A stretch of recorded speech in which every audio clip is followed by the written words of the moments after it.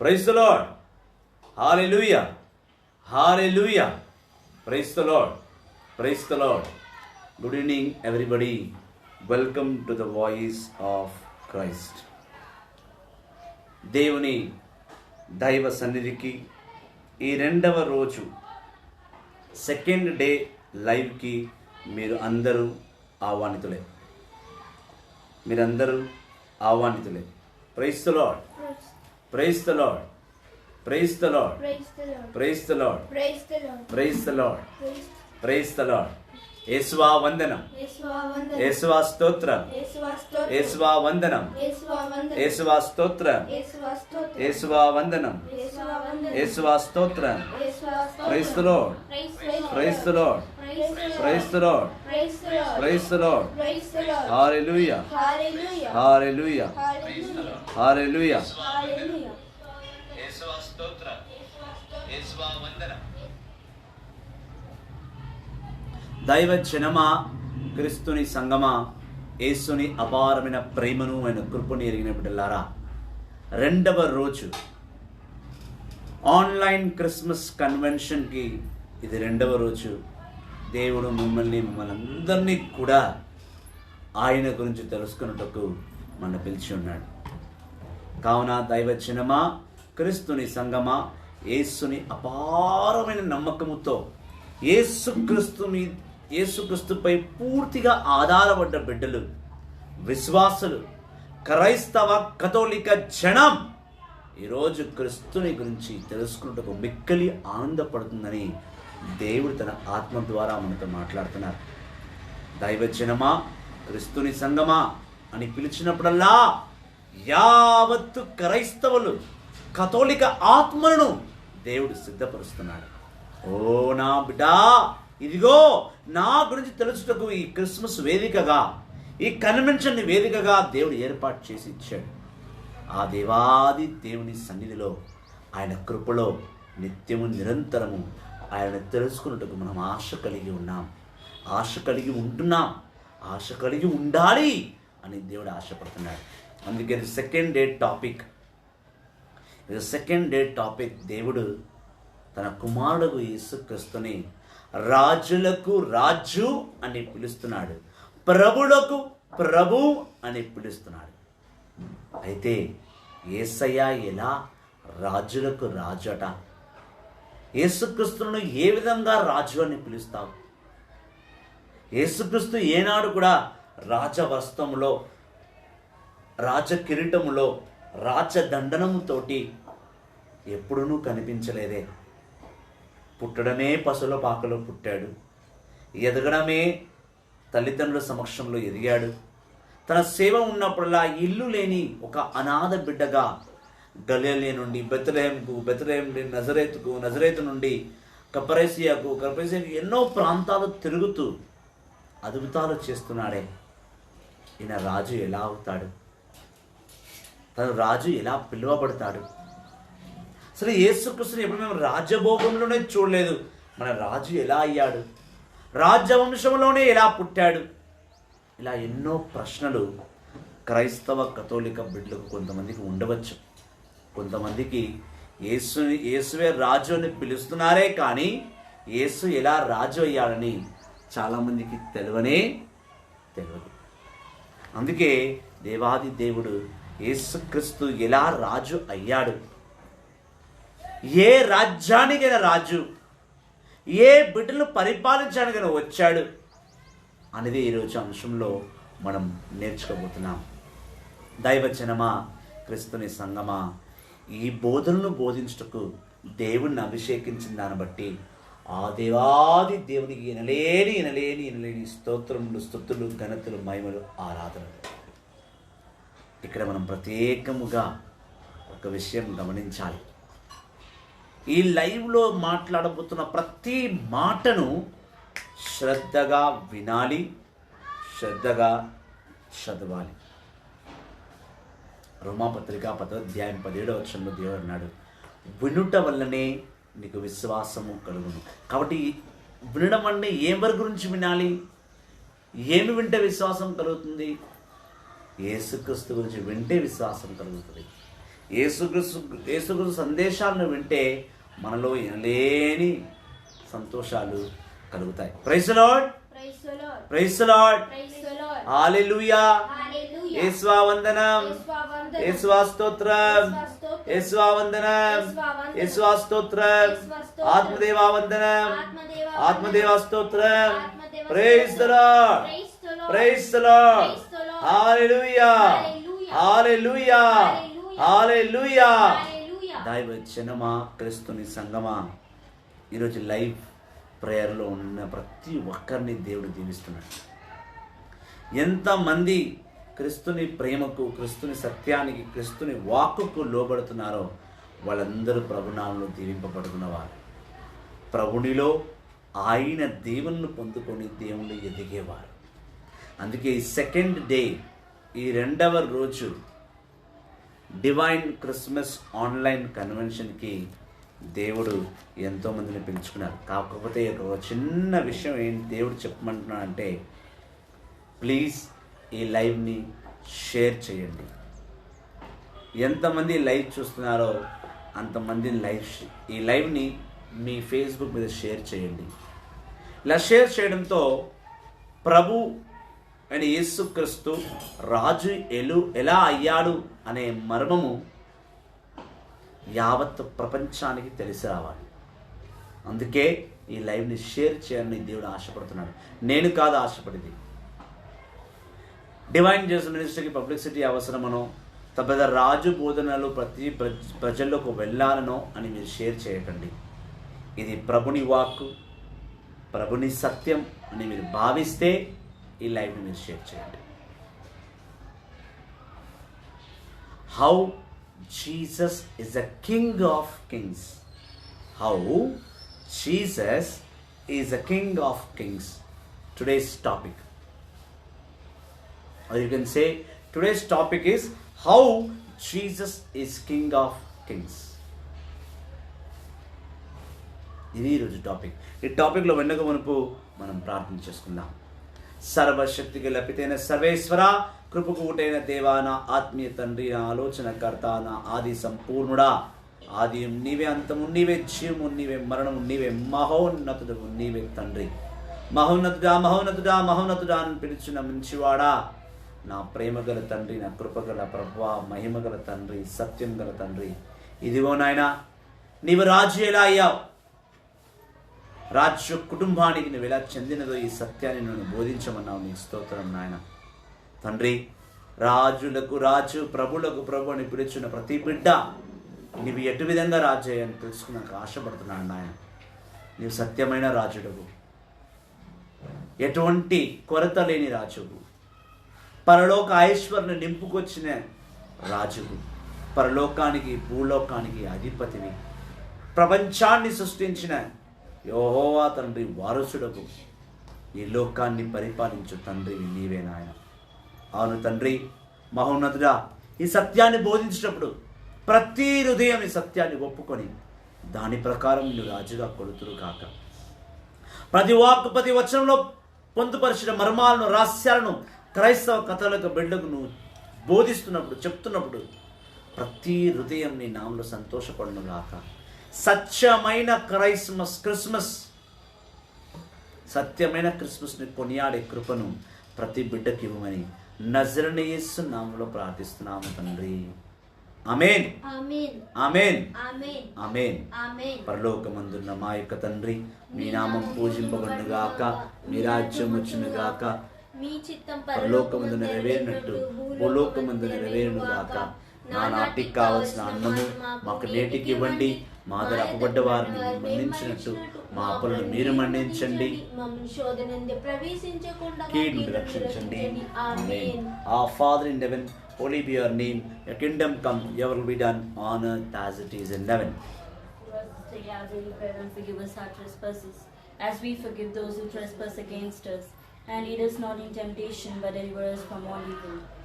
Praise the Lord. Praise the Lord. Praise the Lord. Praise the Lord. You can also pray, my dear brother. When we are praying, you will join the prayer. Praise the Lord. Praise the Lord. Praise the Lord. Praise the Lord. Praise the Lord. Praise the Lord. I welcome my friends Stephen Ranjit. Praise the Lord. Welcome to the live. Joseph, praise the Lord. Prasanna Teja Pascal, praise the Lord. Devadas Amritala, praise the Lord. We welcome everyone to the divine presence of God. మీరందరినీ ప్రభునామంలో ఆహ్వానిస్తున్నాం. Praise the lord, Praise the Lord. Praise the lord, Praise the Lord. Praise the lord. Praise the so Lord. ఈరోజు topic యేసుక్రీస్తు రాజులకు రాజు ఎలా అయ్యారు. So మనం ముందు ఆయన రాజు అవ్వాలి అంటే తనకు రాజ్యం ఉండాలి. మరి ఆ రాజ్యాన్ని ఎవరు ఏర్పాటు చేశారు, ఆ రాజ్యం ఎవరితో ప్రారంభమైంది, మరి ఆ రాజ్యాన్ని పరిపాలించువాడు ఎవరు, యేసుక్రీస్తు ఏ రాజ్యానికి రాజుగా వచ్చాడనేది ఈరోజు మనం చూస్తాం. Have you say Jesus king of Kings, first we have to know which kingdom God has chosen for Jesus to rule over those kingdom. First we have to know. So who started the kingdom? Who is the first person chosen to be the first man of the kingdom of God? So we have to get into detail to know how Jesus became a king. So now we are going to Genesis chapter 12.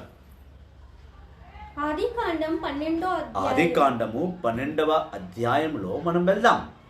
దేవుడు ముందు ఎవరిని ఎన్నుకున్నాడు, ఎవరి వంశము ద్వారా, ఏ బిడ్డ ద్వారా తన రాజ్యాన్ని ప్రారంభిస్తున్నాడు అనేది మనం తెలుసుకోవాలంటే ముందుగా మనం ఆది కాండము జెనసిస్ చాప్టర్ 12కి వెళ్ళాలి. ఆది కాండం 12వ అధ్యాయానికి మనం వెళ్దాం. 1, 2, 3 వచనాల్ని మనం చదువుదాం. చదవండి సిస్టర్. ఆది కాండం 12వ అధ్యాయము. దేవుడు అబ్రహాముతో ఇట్లా చెప్పాను, నీ దేశమును నీ చుట్టుపక్కలున్న నీ పుట్టింటిని వదిలి నేను చూపు దేశమునకు వెళ్ళుము.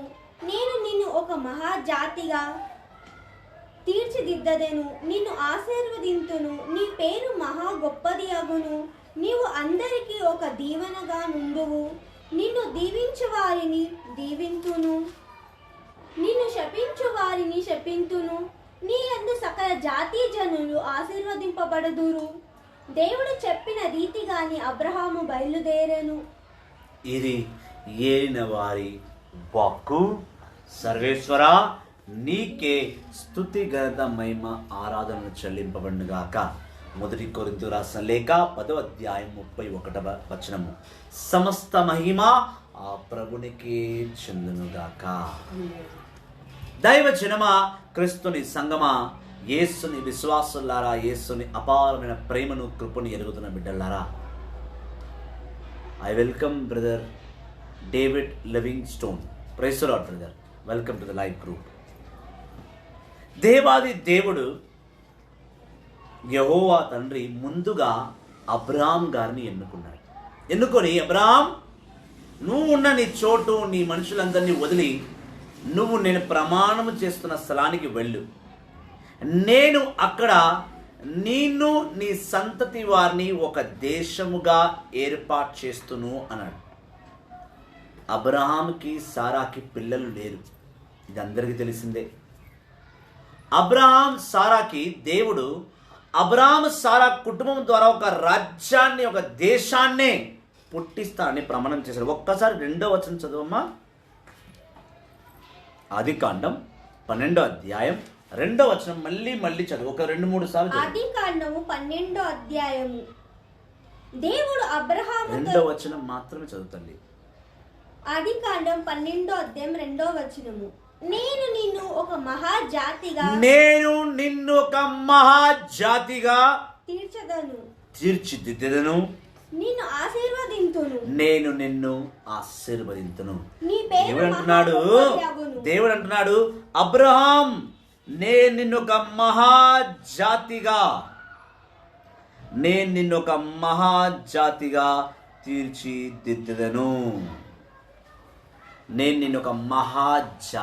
తీర్చిదిద్దెదను.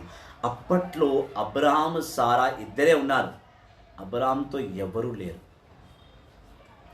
అబ్రహాం నుండి ఒక మహాజాతిని పుట్టిస్తున్నాడు దేవుడు. అబ్రహాము మొదటి వ్యక్తి. ప్రభుని దేశానికి మొట్టమొదటి తొలిమెట్టుగా దేవుడు అబ్రహాంని ఎన్నుకున్నాడు. అబ్రహాముకు పిల్లలే లేరు. అబ్రహాం ఎలా ఒక దేశాన్ని పుట్టిస్తాడు? అబ్రహాము 95 సంవత్సరాల వయసు పైబడ్డవాడు, వాడితో ఎలా పుట్టిస్తానే? అబ్రహాం నేను 95 సంవత్సరాల నాంచి జాతిని పుట్టిస్తాడా? ఏ జాతిని పుట్టిస్తాడు? అబ్రహాము దేవుణ్ణి అవమానించలేదు. అబ్రహాము దేవుణ్ణి ఏమాత్రము ఆలోచించలేదు. దైవ జనమా, క్రిస్తుని సంగమా, అబ్రహాముకి ఈసాకు పుట్టాడు. ఈసాకి ఏసావు యాకోబు పుట్టాడు. యాకోబుని దేవుడు ఎన్నుకొని ఆది కాండము 28వ అధ్యాయం, జెనసిస్ చాప్టర్ 28, జెనసిస్ 28 వర్సెస్ 13 చదువుతావా? కాదు, 10 నుంచి చదవమ్మా ఒకసారి.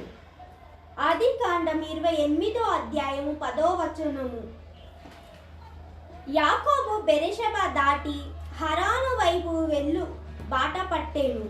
అతడు ఒకానొక చోటికి వచ్చి పొద్దుగుక్కుట చేయి అక్కడ ఆగిపోయేను. ఆ చోటనున్న రాతిని తలదిండుగా చేసుకొని నిద్రపోవుటకు నడుము వాల్చెను. అతనికి ఒక కల వచ్చెను. ఆ కలలో ఒక నిచ్చెన చూసెను. ఆ నిచ్చెన మొదలు నేలను తాకుచుండెను, దాని చివర ఆకాశం అంటుచుండెను. దేవదూతలు నిచ్చెన మీదగా ఎక్కుచు దిగుచుండిరి.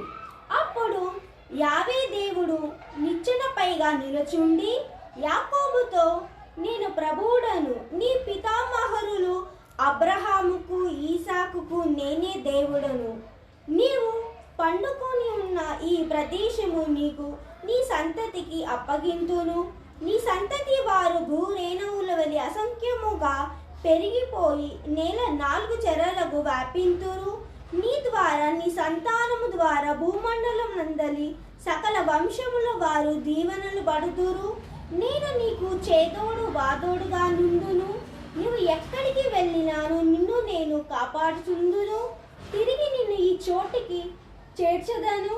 నేను చెప్పినదంతాయు చెయ్యి వరకు నిన్ను వదలనని అనేను. ఆమేన్. దైవ జనమా, క్రిస్తుని సంగమా, యేసుక్రీస్తు యెహోవా తండ్రి అబ్రహాం తర్వాత యాకోబుని పట్టుకున్నాడు. యాకోబుకు ఒక దర్శనం ఇచ్చి, ఆ దర్శనంలో ఒక ఆకాశం నుండి ఒక నిచ్చెన, ఆకాశం నుండి భూమి వరకు ఒక నిచ్చెన, అందులో ఒకవైపు దేవతలు ఎక్కుతున్నారు, ఒకవైపు దేవతలు దిగుతున్నారు. మధ్యలో యెహోవా తండ్రి నిలబడి యాకోబుతో ఇలా అనుచున్నాడు, యాకోబు, నేను నీ తండ్రి అయిన నీ తాత అయిన అబ్రహాంకి, నీ తండ్రి అయిన ఇస్సాకుకి నేనే దేవుడను. కావున నేను నిన్ను ఎన్నుకున్నాను. ఇప్పుడు నీ నుండి ఉష్కరేణుల వలె, సముద్రం దగ్గర ఉష్కరేణుల వలెంత లెక్కలేని బిడ్డలను నీ నుంచి నేను పుట్టిస్తా. అండ్ వాళ్ళు ఈ దేశంలో నలుమూలలా వ్యాపిస్తారు. వ్యాపించడమే కాకుండా నీ సంతతి వారు, నీకు పుట్టే వారసులందరూ కూడా ఈ దేశాన్నే పరిపాలిస్తారు. ఈ ప్రమాణం నేను నీకు చేస్తున్నాను. ఈ ప్రమాణం అయ్యే వరకు నేను నిన్ను విడిచిపెట్టను. నువ్వు ఎక్కడికి వెళ్ళినా నేను నీతోనే వస్తా, నిన్ను సంరక్షిస్తా, నిన్ను కాపాడుకుంటా. ఏమి జరిగినా నేను నీతోనే ఉంటాను. ఇది దేవుడు యాకోబుతో చెప్పిన మాట. చెప్పిన ప్రకారమే ఆది కాండం 30 అధ్యాయం ప్రకారము దేవుడు యాకోబుకి 12 మంది బిడ్డలను ఇచ్చాడు. ఇచ్చిన అదే ప్రభు ఆది కాండము 49, 50 అధ్యాయం రెండు చూసిన, 49 ఎండింగ్లో 50 స్టార్టింగ్లో చూసిన యాకోబు తన 12 మంది కుమారులను దీవిస్తూ ఒక్కొక్క బిడ్డకు ఒక్కొక్క వరం ఇచ్చి, ప్రతి బిడ్డకు తన ఆశీర్వాదం ఇచ్చి, మీరు ఇజ్రాయేలు జాతిగా పిలువబడతారు అని దీవించి యాకోబు చనిపోయాడు. ఆ 12 మందికి పుట్టిన సంతానాలందరినీ కూడా ఇజ్రాయేల్ ప్రజలు అని పిలువబడుతుంది. ఎందుకంటే వాళ్ళు ఇజ్రాయేలు ప్రజల సంతతి. ఇజ్రాయేలు 12 కుమారుల సంతతిని, ఇజ్రాయేలు 12 మంది కుమారుల సంతతిని దేవుడు ఉన్నతమైన స్థానంలో నిలబెట్టించాడు. అలా ఈ యాకోబు 12 మంది పిల్లలందరినీ కూడా, సంతతి వారందరినీ కూడా ఇజ్రాయేలు జాతి అని పిలువబడుతుంది. ఒక ఉన్నతమైన జాతిగా దేవుడు నిలబెట్టించాడు. దేవుడు ఇచ్చిన ప్రమాణము అబ్రాహాముకి, యాకోబుకి తను ఆది కాండంలోనే పూర్తి చేసుకున్నాడు. యావత్ ఇజ్రాయేల్ జన సంఖ్య, the total numbers, the total strength of Israel was 6,03,550 members. Numbers chapter 1. బైబిల్లో సంఖ్యాకాండం 1వ అధ్యాయం చదివితే ఇజ్రాయేల్ జనాభా 6,03,550 మంది. ఇలా దేవుడు వీళ్ళు నడిపిస్తూ సామువేలు వరకు, దేవుడు సామువేలు వరకు ప్రవక్తల ద్వారానే ఇజ్రాయేల్ ప్రజల్ని కాపాడుకున్నాడు. వీళ్ళు నడిపించే సేవకులు ఎవరెవరంటే మోషే, ఆరోన్, మిరాయిం, జోషువా, కాలేబ్, వీళ్ళందరూ ప్రవక్తలుగా దగ్గరగా ఉండి యావత్ ఇజ్రాయేల్ ప్రజలను కానాను స్థలానికి ఒక దేశముగా, ఇజ్రాయేలు దేశీయులుగా, ఇజ్రాయేలు బిడ్డ వారసులుగా వీళ్ళందరినీ దేవుడు కానానికి తీసుకొచ్చిన తర్వాత సామువేలుని ప్రవక్తగా ఎన్నుకున్నాడు. మొదటి సామువేలు 8వ అధ్యాయం మనం చూస్తాం. 1 Samuel chapter 8. మొదటి సామువేలు గ్రంథము 8వ అధ్యాయము. సామువేలు పెద్ద అపాయము వచ్చెను. అందుచే అతడు తన 2 కుమారులను ఇజ్రాయేలుకు తీర్పులను తీర్చెను. వారిలో పెద్దవాని పేరు యోవేలు, చిన్నవాని పేరు అబియా. వారిద్దరు బెరషబలో న్యాయాధిపతులైరి. కానీ ఈ కుమారులకు తండ్రి గుణములు అబ్బలేదు. వారు కాసులకు దాసులై లంచములు పుచ్చుకొనిరి, ధర్మమును వెరచిరి. అందుచే ఇజ్రాయేలు వృద్ధులందరూ పోగై సామువేలు కలుసుకొనుటకు రామాకు వచ్చిరి. అతనితో, అయ్యా, నీవు వయసు మలిన వాడవు, నీ కుమారులందువా నీ అడుగుజాడలో నడుచువారు కారు. ఇక మాకు న్యాయము తీర్చువారు లేరు కనుక అన్యజాతుల వలె మాకును ఒక రాజును నియమింపు అని విన్నవించుకొనిరి. ఆమేన్. ఎప్పుడైతే సామువేలు చివరి ప్రవక్తగా ప్రపంచంలో ఉన్నప్పుడు సామువేలుకి 2 కుమారులు. ప్రవక్త సామువేలుకి 2 కుమారులు. మొదటివాడు జోహెల్, రెండోవాడు అబిగా. ఈ 2 పిల్లలు కూడా బెరిషబా ప్రాంతంలో వాళ్ళు జడ్జెస్గా మారారు, న్యాయాధిపతులు, జడ్జెస్. కానీ ప్రవక్తకు పుట్టిన బిడ్డలు ప్రవక్తలు అవ్వాలి. కానీ సామువేలు పిల్లలు ప్రవక్తులుగా కాకుండా జడ్జెస్ అయ్యారు. జడ్జెస్ అవ్వడమే కాకుండా వాళ్ళ డబ్బులకు అలవాటు పడి లంచగుండ్లుగా మారిపోయారు. ఇంకా ప్రవక్త అనేవాడు సామువేలు తర్వాత వేరే ఒకడు లేడు. సో ఇజ్రాయేల్ ప్రజలందరూ కూడా సామువేల్ని తను ఉన్న చోటన రామాలో కలుసుకొని, అయా సామువేలు, నువ్వు ఇన్ని రోజులు ప్రవక్తగా ఉన్నావు, ఇన్ని రోజులు మమ్మల్ని నడిపించావు, ఇన్ని రోజులు ప్రవక్తగా ఉన్నావు, ఇన్ని రోజులు నడిపించావు, కానీ ఇప్పుడు నువ్వు వయసు మళ్ళిన ముసలివాడిగా అయిపోతుంది, చనిపోయావు అనుకోండి, మాకు ప్రవక్త అన్నవాడు లేడు. కాబట్టి ఈ ఇజ్రాయెల్ ప్రజలకు ఒక రాజును ఏర్పాటు చేసి ఇవ్వాలి. ఎలా అయితే ఇతరుల దేశములకు రాజులు ఉన్నారు. మంచిగా గమనించాలండి మన ప్రియ సహోదరి సహోదరులారా, సామువేలు ఉన్నంత వరకు ఇజ్రాయెల్ ప్రజలకు రాజే అవసరం పడలేదు. సామువేలు కాలం వరకు ఇజ్రాయెల్ ప్రజలకు దేవుడు రాజునే ఇవ్వలేదు. వాళ్ళు సామువేలు చెప్పినట్టే విన్నారు. సామువేలుకు ముందు ఉన్న ప్రవక్తలు మోషే, జోషువా, కాలేబు వీళ్ళు చెప్పినట్టే విన్నారు తప్ప రాజుని కోరుకోలేదు. అప్పటి వరకు సామువేలు కాలం వరకు కూడా ఇజ్రాయెల్ జనానికి రాజు అనేవాడే లేడు.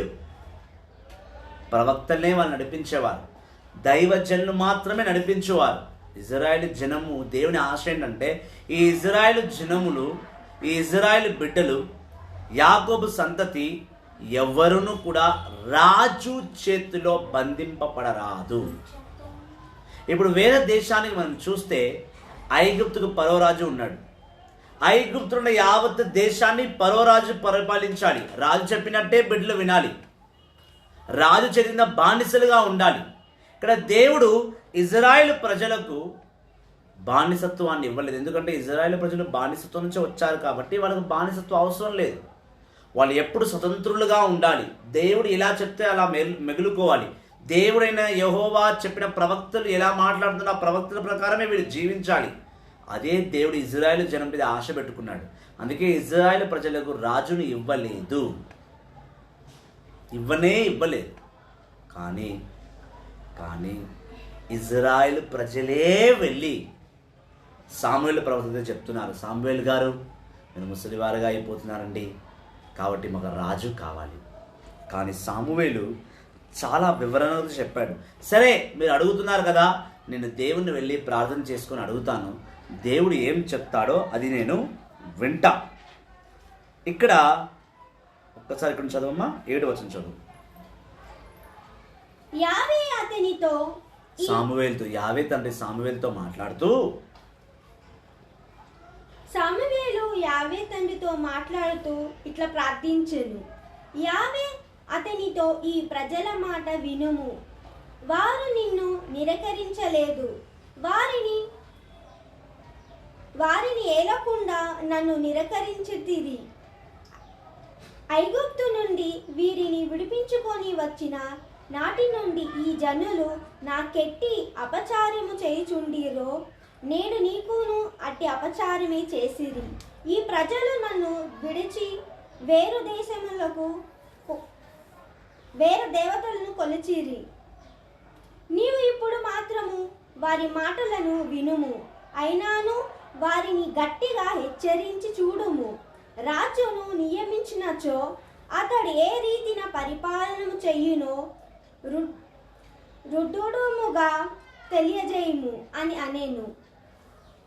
ప్రభు అతనితో పలికిన పలుకులన్నీయు రాజు కావలేనని అడుగుచున్న ప్రజలు సామువేలుకు తెలియవచ్చెను. మీరు కోరుకొనిన రాజు ఏ రీతిన పరిపాలించునో వినుడు. అతడు మీ కుమారులను తీసుకొని వెళ్ళి తన రథములకు తోలుటకు గుర్రములను కాపాడుటకు వినియోగించుకొనును. వారందరినీ రథముల ముందు పరుండబెట్టి వారిగా చెయ్యును. తన సైన్యములతో 1000 మంది కొలదిగా 8 మంది కొలదిగా వారిని అధిపతులుగా నియమించును. వారిచే తన పొలమును దున్నించి కోత కోయించును. యుద్ధమునకు రథములకు వలసిన పని ముట్టును చేయించుకొనును. మీ కుమార్తెలను తీసుకొని వెళ్ళి అరతులు పూయించుటకు, వంటలు వండింటకు, రొట్టెలు కాల్చుటకు వాడుకొనును. మీ పొలములో సారవంతముగా చేనులు, మీ ద్రాక్ష తోటలను, ఒలివ తోటలను గైకొని తన ఉద్యోగులకు ఇప్పించి ఉండును. మీరు పరుండి ఉండిన మీ పంటలలో కాయించిన ద్రాక్ష పండ్లను 10వ వంతు తీసుకొని తన నౌకర్లకు ఇచ్చివేయును. మీ బానిసలను మీ గడ్డిలతో పశువులతో తేనెకొను వారిని తీసుకొని సొంత పనులను చేయించుకొనును. ఆ మందులలో 10వ భాగము పుచ్చుకొనును. ఇక మీరందరూ అతని బానిసలగుదురు. నేను మీరెన్నుకొనిన రాజుకు తలంచుకొనిన ఒకనాడు పెద్ద పెట్టున ఎదురు అనాథలు, ప్రభు మీ మొర విననిచో అని చెప్పెను. అయినాను ప్రజలు సామువేలు మాట పెడచెవిన పెట్టి మాకు రాజును నియమించి తీరవలెను అని.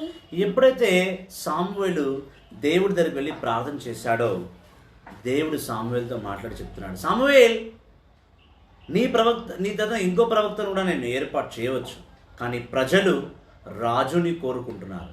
ఒకసారి వీళ్ళు చేసిన పనులు చూడు. నువ్వు ఐగుప్తు నుంచి నేను తీసుకొచ్చినప్పుడే వీళ్ళు అడుగడుగునా నిన్ను నన్ను అవమానపరుస్తూనే ఉన్నారు, దైవజనులను అవమానపరుస్తూనే ఉన్నారు. వీళ్ళు మారలేదు. పైగా ఇప్పుడు రాజు కావాలని కోరుకుంటున్నారు. సరే, రాజును నేను రాజుని ఇస్తాను, కానీ ఆ రాజు వచ్చిన తర్వాత ఈ ఇజ్రాయెల్ ప్రజల్ని ఎంత బానిసలుగా చేసేస్తాడో నువ్వు వాళ్ళకు వివరించి చూడు, చెప్పి చూసిన తర్వాత కూడా ఈ ఇజ్రాయెల్ ప్రజలు లేదు మాకు రాజే కావాలి అని అంటే మనం రాజుని ఇద్దాం అని దేవుడు సామువేలుతో మాట్లాడుకున్నాడు. సామువేలు దేవుడి సమాధానం కూడా విన్నాడు. విన్న తర్వాత ఇజ్రాయెల్ ప్రజల దగ్గరికి వెళ్ళి సామువేలు ఇలా అంటున్నాడు, చూడండి ఇజ్రాయెల్ జనాలారా, మీరందరూ కూడా రాజు కావాలని కోరుకుంటున్నారు, కానీ మీకు రాజు వస్తే మాత్రం ఒకటి గుర్తుపెట్టుకోండి, మీరు మళ్ళీ బానిసలుగా మారిపోతారు. మీ అందరికీ ఒక రాజుని ఏర్పాటు చేస్తే ఆ రాజు మిమ్మల్ని తీసుకువెళ్ళి తన నౌకర్లుగా, పంట కోసే పనివాళ్ళుగా, ఇంట్లో వంట వండే పనివారుగా, మరి ఆ రాజు రథాన్ని తోలుకుపోయే పనివారుగా మిమ్మల్ని మార్చేస్తారు. మీరు బానిసులుగా మారిపోతారు రాజు వస్తే. లేదా మీకు రాజు వద్దు అనుకుంటే, దైవజనుడే మిమ్మల్ని పరిపాలించాలనుకుంటే మీకు మీరే రాజులు. కావున నా మాట వినండి, రాజు అనేవాడు వద్దు, ప్రవక్త చెప్పిందే వినండి, ప్రవక్త ప్రకారమే మీరు నడవండి అని అంటే ఈ ఇజ్రాయెల్ జనం no no no no Samuel, నువ్వు చనిపోయినాక మాకు ప్రవక్తనే వద్దు, మేము బానిసలుగా మారిపోయినా పర్వాలేదు, మాకు రాజే కావాలి.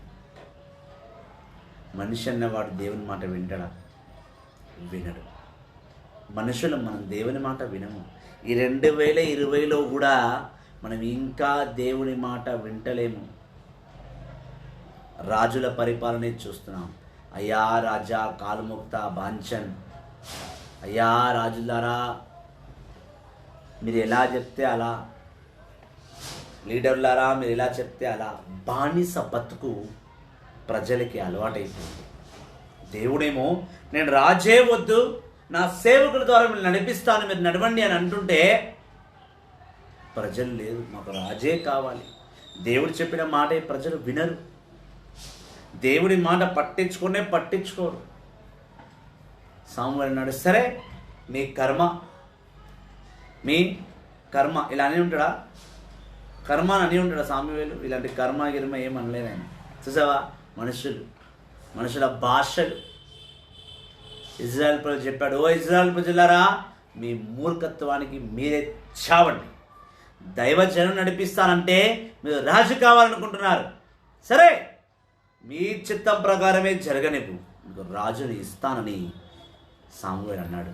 మళ్ళీ సామువేలు దేవుడి దగ్గరికి వెళ్ళి, దేవా వీళ్ళకు ప్రవక్త వద్దట, రాజే కావాలంట, నువ్వు వాళ్ళకి రాజుని ఏర్పాటు చేయి. అప్పుడు దేవుడు మొదటి సామువేలు 9వ అధ్యాయం 1 సామువేల్ చాప్టర్ 9లో సామువేల్ని ఎన్నుకున్నాడు. అదేవిధంగా మొదటి సామువేల్ 10వ అధ్యాయంలో 1 సాముయేల్ చాప్టర్ 10 దేవుడు సౌల్ని మొట్టమొదటి రాజుగా ఈ ప్రపంచానికి పరిచయం చేశాడు. చదవమ్మా. మొదటి సామువేలు గ్రంథము 10వ అధ్యాయము. అంతటా సామువేలు తైలపు బుట్టిని పుచ్చుకొని సౌలు తలపై చమరును కుమ్మరించి అతనిని ముద్దు పెట్టుకొనేను. అతనితో, యావే తన ప్రజలకు నిన్ను నాయకునిగా అభిషేకించెను. నీవు ప్రభు ప్రజలను పరిపాలించి చుట్టుపట్లనున్న శత్రువుల నుండి వారిని కాపాడవలేను. ప్రభు తన జనులకు నిన్ను నాయకునిగా నియమించేననుటకు గుర్తు ఇదియే. ఆమేన్. దేవుడు పర్మిషన్ ఇచ్చాడు.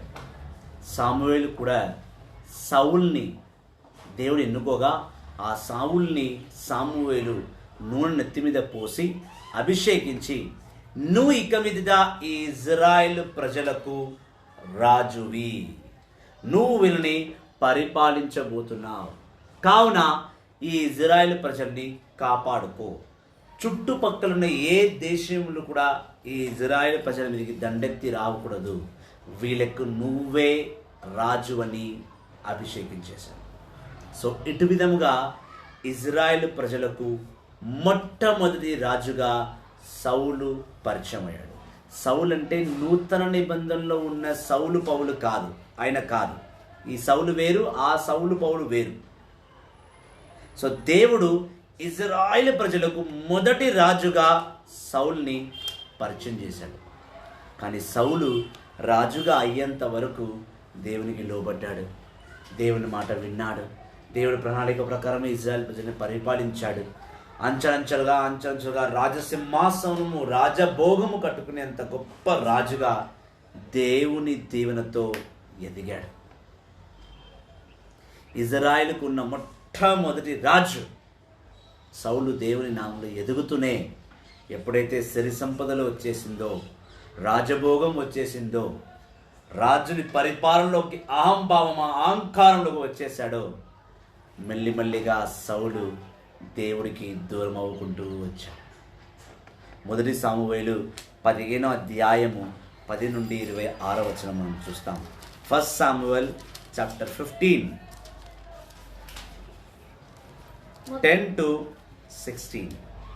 మొదటి సామువేలు గ్రంథము 15వ అధ్యాయము 10వ వచనము. అంతటా ప్రభు దివ్యవాణి సౌలు రాజును చేసినందులకు విచారించుచున్న అతడు నన్ను లెక్క చేయక నా ఆజ్ఞను ధిక్కరించేనని సామువేలుతో చెప్పాను. ఆ మాటలకు సామువేలు చాలా నొచ్చుకొనేను. అతడు రాత్రి అంతా ప్రభువునకు మొరపెట్టెను. మరునాటి మెక్కువని సామువేలు సౌలును చూడబోయెను. కానీ సౌలు కార్మెలు పట్టణమునకు పోయి తన గౌరవార్థము విజయ స్తంభము నిలిపి అటు నుండి కదలి గిలాదునకు వెడలిపోయేను తెలిసవచ్చును. సామువేలు సౌలునకు కలుసుకొనగానే సౌలు సామువేలును చూడగానే ప్రభు నిన్ను దీవించునుగాక, నేను యావే ఆజ్ఞ పాటించి అని పలికెను. సామువేలు అటులైన ఈ గొర్రె అరుపులు, ఈ ఎద్దు కంకెలు నా చెవిలో ఇంకాను గిక్కున మారు మూగుచున్నవేలా అనేను. సౌలు విని అమేనీయుల నుండి కొనివచ్చి తిని ప్రజలు శ్రేష్టమైన ఎడ్లను గొర్రెలను చంపక నీ దేవుడైన యావేకు బలిష్టుటకై అట్టిపెట్టుకొనిరి. మిగిలిన దానిని శాపము పాలు చేసి సంహరించితిరి అని బదులు పలికేను. ఆమేన్. ఎప్పుడైతే సామువేలుతో దేవుడు మాట్లాడుతూ, సామువేల్, ఈ సౌలు రాజు నా మాటకు వ్యతిరేకంగా వెళ్ళాడు, నా మాటకు లోబడకుండగా తప్పు చేశాడు. ఇప్పుడు సౌలు ఏం తప్పు చేశాడని దేవుడు సౌలుని రాజుగా వద్దని అంటున్నాడు? యాక్చువల్లీ ఏమైందంటే, మొదటి సామువేలు 15వ అధ్యాయం చూస్తే 1 నుంచి చూస్తే కనుక దేవుడు సౌలుకు చెప్పాడు, సౌల్, అమలీకులు, మన శత్రు సైన్యమైన అమలీకులందరినీ నువ్వు స్వాధీనం చేసుకొని వాళ్ళని చంపివేసి వాళ్ళ దగ్గర నుంచి నువ్వు ఏమి తెచ్చుకోకుండా ఆ అమలీక దేశాన్ని నువ్వు సొంతం చేసుకో అని దేవుడు సౌలుకు చెప్పాడు. సౌలు దేవుడు చెప్పిన ప్రకారమే వాళ్ళందరినీ చంపివేసేసి అమలీక దేశాన్ని సొంతం చేసుకున్నాడు. కానీ సౌలు ఆ అమలీక దేశంలో ఉన్న జంతువులన్నింటినీ తెచ్చుకున్నాడు. గొర్రె పిల్లలను, ఎద్దును తెచ్చుకొని తన దగ్గర పెట్టుకొని ఆ అమలీకులు పెంచిన ఆ గొర్రె పిల్లలను, గాడిదలను బలి అర్పణ ఇవ్వడానికి సిద్ధపడ్డాడు. అది దేవునికి ఇష్టం లేదు. పాప దేశము నుండి వచ్చిన ఒక్క పిన్నైనా సరే, ఒక్క చిన్న సూదైనా సరే దేవునికి వద్దు. అమలీకులు పాపులు, విగ్రహాలను చేసేవారు. వాళ్ళ దగ్గర నుంచి స్వాధీనం చేసుకొచ్చి వాళ్ళ గొర్రె పిల్లను వాళ్ళ ఎద్దులను ఆవులను తీసుకొని దేవునికి బలి ఇస్తానని దేవుడు ఎలా ఒప్పుకుంటాడు? ఒప్పుకోడు. సౌలుని దేవుడు ధిక్కరించి వీడు నా మాట కాదన్నాడు, నేను చెప్పినట్టుగా పాటించలేదు, కాబట్టి వీడు రాజుగా ఉండడానికి అర్హత లేదు, వీడిని తీసివేయి సామువేలు అని సామువేలుకి ఆర్డర్ చేశాడు. అప్పుడు సామువేలు సౌలుని వెతుక్కొని వెళ్ళాడు. వెళ్ళంగానే సౌలు అన్నాడు, దేవుని నామకు స్తోత్రం, సామువేలు ప్రవక్త, నీ గురించి నేను వెయిట్ చేస్తున్నాను, రా. దేవుడు చెప్పినట్టు నేను చేసిన, అమలీకులు నేను చంపివేశాను అని అనగానే సామువేలు సౌలుని అడుగుతున్నాడు, అవునా, దేవుడు మాట చెప్పినట్టు విన్నావా? నువ్వు ఎక్కడ విన్నావు? నువ్వు వెళ్ళలేదే. దేవుని అమలీకుల నుంచి ఏమి తీసుకురావద్దన్నాడు.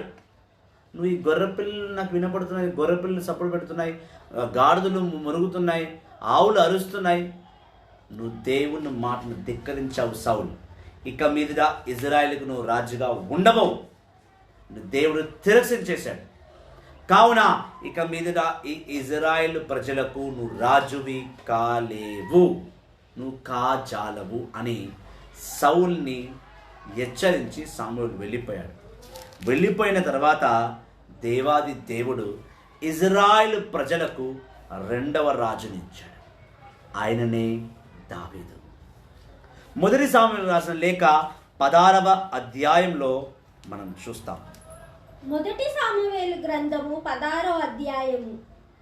యావే సామువేలుతో, నేను సౌలును రాజుగా ఉండనీయలేదని ఎంతకాలం ఇటుల దుఃఖింతువు? కొనుకొమ్మ తైలముతో నింపుకొని ప్రయాణమై పొమ్ము. బెత్లెహేము వాసి అయిన ఇషాయి కడకు నిన్ను పంపెదను, అతని కుమారులలో ఒకరిని రాజుగా ఎన్నుకొంటిని అని చెప్పాను. సామువేలు, నేను జోరాలను నా మాట వినినచో సౌలు నన్ను చంపివేయును అనేను. యావే నీకొక ఆవు పేయను తోలుకొని పొమ్ము. ఆ ఊరి వారిలో యావేకు బలి అర్పించుటకై వచ్చుతీనని నుడువుము. ఇషాయిని కూడా బలి అర్పణమునకు ఆహ్వానింపుము. పిమ్మట నీవేమి చెయ్యవలయును అచ్చట వివరించదను. ఆమేన్. ఎప్పుడైతే దేవుడు సౌల్ని రాజుగా ధిక్కరించేశాడో సామువేలు బాధపడుతున్నాడు. దేవా, ప్రవక్త అయిన నన్ను వద్దనుకుని బిడ్డలు సౌల్ని రాజుగా ఎన్నుకున్నాడు, మరి సౌలు నీకు వ్యతిరేకంగా వెళ్ళాడు, ఇప్పుడు ఏంటి పరిస్థితి? అప్పుడు దేవుడు సామువేలుతో కనబడి చెప్తున్నాడు, సామువేల్, నేను సౌల్ని రాజుగా తిరస్కరించాను, ఎన్ని రోజులు బాధపడతావు? వెళ్ళి బెత్లెహేములో, మంచిగా వినండి, బెత్లెహేము పట్టణములో జెస్సీ అనే ఒక వ్యక్తి ఉన్నాడు. తనకు కుమారులు ఉన్నారు, అందులో ఒక వాణ్ణి నేను రాజుగా ఎన్నుకున్నాను, నువ్వు వెళ్ళి వాణ్ణి అభిషేకించు. బెత్లెహేం పట్టణం, బాగా వినండి, బెత్లెహేము పట్టణంలో జెస్సీ అని ఒక వ్యక్తి ఉన్నాడు. ఆ బిడ్డలలో, ఆ జెస్సీకి పుట్టిన కొడుకులలో ఒక కొడుకుని నేను ఎన్నుకుంటున్నా, వాడే ఇక మీద ఇశ్రాయేలుకి రాజు. అప్పుడు సామువేల్ అన్నాడు, దేవా, ఇదిగో ఇప్పుడు నేను కనుక సౌలు ఉండగానే నేను ఇంకో రాజుని అభిషేకం చేయడానికి వెళ్తున్నాను అంటే ఈ సౌలుని చంపేస్తాడేమో. అప్పుడు నా పరిస్థితి ఏంటి? సామువేలు దేవుణ్ణి అడుగుతున్నాడు. ఇప్పుడు దేవుడు సామువేలుతో చెప్పాడు, భయపడకు, నువ్వు ఒక చిన్న ఆవు దూడను తీసుకొని బెత్లెహేముకు వెళుతున్నానని చెప్పు. బెత్లెహేంలో నేను సర్వీస్ ఇచ్చి రావాలి, నేను వెళ్ళి బలి అర్పణ ఇచ్చి దేవునికి బలి అర్పణ ఇచ్చి రావాలి అని చెప్పి నువ్వు బయలుదేరు. బెత్లెహేముకు వెళ్ళాక నేను ఏం చేయాలో నేను నీకు చెప్తా, అప్పుడు నువ్వు చెయ్యి. సరే అని రామా అనే స్థలము నుండి సామువేలు బెత్లెహేముకు వచ్చాడు. వచ్చిన తర్వాత ఒక్కసారి ఇక్కడ చదవమ్మా, మొదటి సామువేలు 16వ అధ్యాయము 10వ వచనం చదువు. 1 Samuel chapter 16 verse 10. Type that word of God, brother Michael. మొదటి సామువేలు గ్రంథం 16వ అధ్యాయం 10వ వచనము. ఈ రీతిగా ఇషాయి తన 7 కుమారులను సామువేలు ఎదుట నిలిపెను, కానీ అతడు యావే వారిని ఎన్నుకోలేదు అని చెప్పాను. సామువేలు, నీ కుమారులందరూ వీరేనా అని ఇషాయిని అడిగాను. అతడు, కడగొట్టువాడు వాడు ఇంకొకడు ఉన్నాడు, వాడు పొలమున గొర్రెలు కాయచు ఉన్నాడు అనెను. సామువేలు ఎవరినైనా పంపి కుర్రవాణి పిలిపింపుము, అతడు వచ్చే వరకు నేను భోజనమునకు కూర్చుండను అని పలికెను. ఇషాయి చిన్న కొడుకు పిలువనంపెను. అతని మేను బంగారు మువ్వలుండేను, కండు విలువిలు వెరీచుండేను, ఆకృతి గల కళ్ళు గలవాడు. అప్పుడు యావే నేను కోరుకున్న వాడు ఇతడే, ఇతనిని అభిషేకింపు అనేను. సామువేలు తైలము కొమ్మ పూచుకొని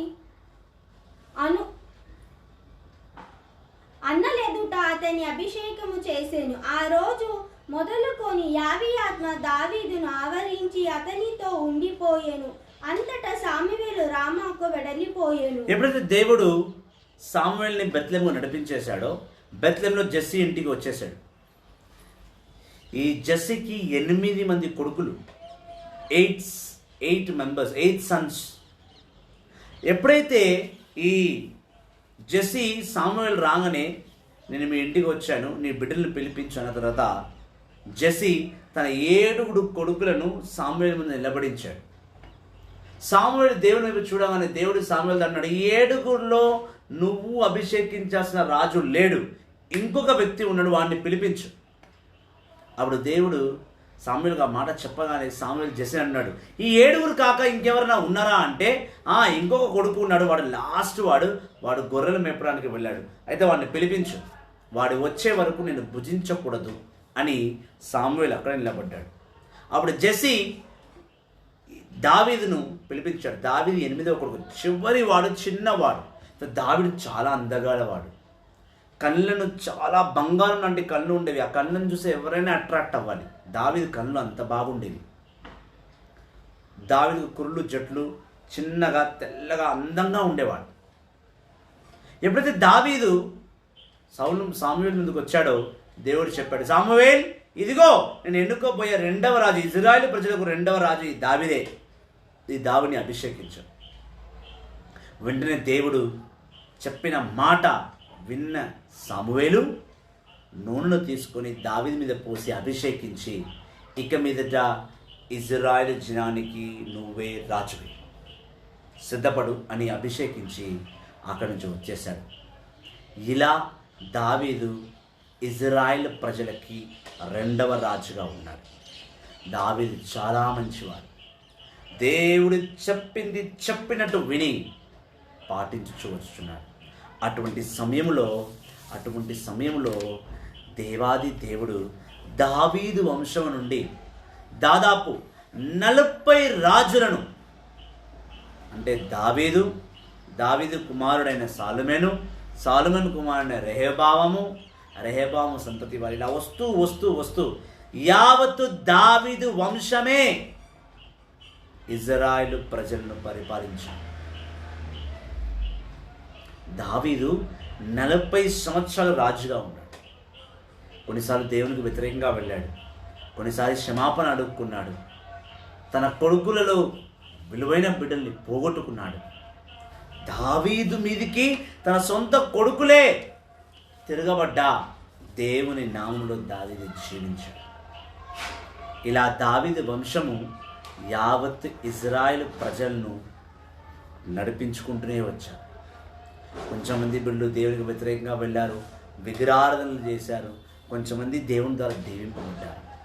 చివరి వాడు దావీదు వంశంలో చివరి వాడు ఇలా మనం చూస్తున్నాం. మొదటి రాజులు 1వ అధ్యాయం 11వ వచనం చూసినా సాలొమోను రాజుగా చూస్తున్నాం. మొదటి రాజు 2వ అధ్యాయంలో 1వ వచనంలో సాలొమోను ఇలా రాజై దావీదు ఇలా చనిపోయాడు, అది మనం చూస్తున్నాం.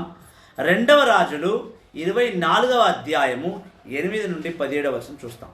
2 కింగ్స్ 2వ రాజులు 24వ అధ్యాయం 8 నుండి 17. 2 కింగ్స్ 24.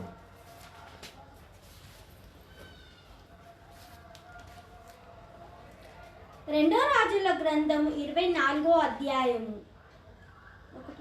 8వ వచనం చదవమ్మా. యెహోయాకీసు 18వ ఏట రాజై యెరూషలేము నుండి 3 నెలలు మాత్రము పరిపాలించెను. యెరూషలేము నగరవాసి ఎలనాతాను కుమార్తె మెహీషత అతని తల్లి. ఆ రాజు కూడా తన పితరుల వలె యావేకు ఒల్లని దుపకార్యమును చేసేది. Praise lord. ఇక్కడ ఏం జరిగిందంటే దావీదు వంశంలో చుట్టు చివరి రాజుగా ఉన్న జెరికోనాను దేవునికి వ్యతిరేకముగా వెళ్ళాడు. తన పితరులు ఎలా అయితే విగ్రహాల్ని ఆరాధించారో, పాపాలు చేశారో, రాజభోగంలో ఉండి ఇలా దేవునికి నయవంచన చేశాడో అంతే నయవంచన చేశాడు. అయితే దైవ జనమా, క్రిస్తుని సంగమా ఇలా చేస్తున్నప్పుడు దేవుడు బేబిలోన్ రాజైన నబుకద్నెజరును ఇజ్రాయెలుకు రాజును చేశాడు. ఇక్కడ మలుపు ఏంటంటే దావీదు వంశములు మాత్రమే ఇజ్రాయెల్ బిడ్డలను పరిపాలించాలి, ఇజ్రాయెల్ దేశాన్ని పరిపాలించాలి. కానీ దావీదు వంశంలో ఉన్న రాజు దేవునికి వ్యతిరేకంగా వెళ్ళడంతో దేవునికి కోపం వచ్చింది, దేవునికి ఆగ్రహం వచ్చింది. ఒక్కసారి 2వ రాజులు 24వ అధ్యాయంలో 12వ వచనం చదవమ్మా. 12 చదువు. యెహోయాకీను అతని తల్లితో, సేవకులతో, ప్రసాద సంరక్షకులతో, అధిపతులతో బేబిలోని రాజునకు లోబడిపోయాను. ఆ రాజు తన పరిపాలన కాలము 8వ ఏట యెహోయాకీనును బంధించి వేసెను. నెబుకద్నెజరు దేవాలయ కోశాగారము నుండి ప్రసాద కోశాగారము నుండి సమర్థనము అపహరించుకొని బేబిలోనియకు కొనిపోయేను. ఆమేన్.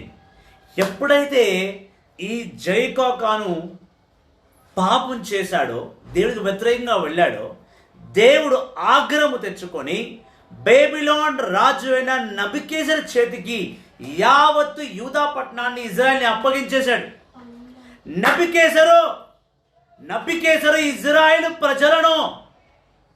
ఇజ్రాయెల్ ప్రజలను కట్లలో తీసుకొని వెళ్ళిపోయి వాడిని బానిసలుగా చేసుకున్నాడు. అంటే యూదాని, ఇజ్రాయెల్ ప్రజలను నబుకద్నెజరు హ్యాండ్ ఓవర్ చేసుకున్నాడు. ఇజ్రాయెల్ ప్రజలు, ఆ ఇజ్రాయెల్ రాజుగా ఉన్న దావీదు వంశస్థుడు నబుకద్నెజరు రాజుకి లొంగిపోయాడు.